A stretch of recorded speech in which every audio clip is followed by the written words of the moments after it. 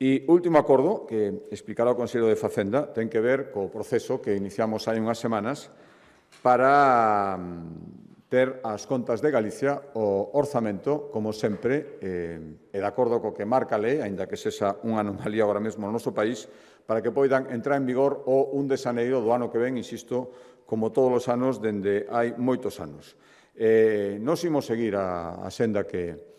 iniciamos hai moito tempo de estabilidade e confianza e para iso temos claro que é fundamental ter orzamentos aprobados cada ano. Eso require unha serie de tramitacións e de acordos feitos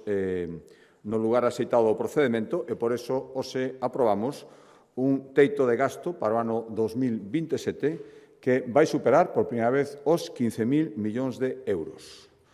E,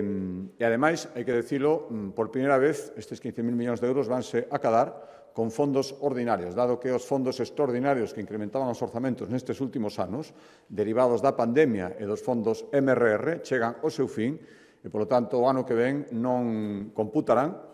ou polo menos a previsión é que non computen, na cantidade total, xa digo, por primeira vez vai superar os 15.000 millóns de euros. Ademais de aprobar o teito de gasto, leva aparellado o trámite que hoxe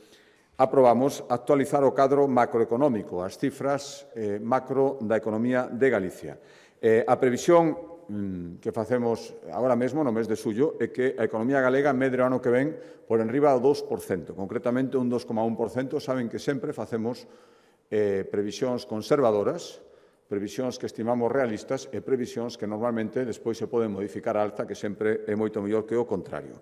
Seguiremos reduciendo a nosa débeda, a ratio débeda-PIB, e queremos situala por debaixo do 13%, e a taxa media de paro que prevemos, o rematado ano 2027, estará en mínimos casi históricos, por debaixo do 8%. Esa é a nosa previsión. Por lo tanto, queremos seguir sendo un exemplo de xestión racional, xestión confiable e xestión rigurosa das contas públicas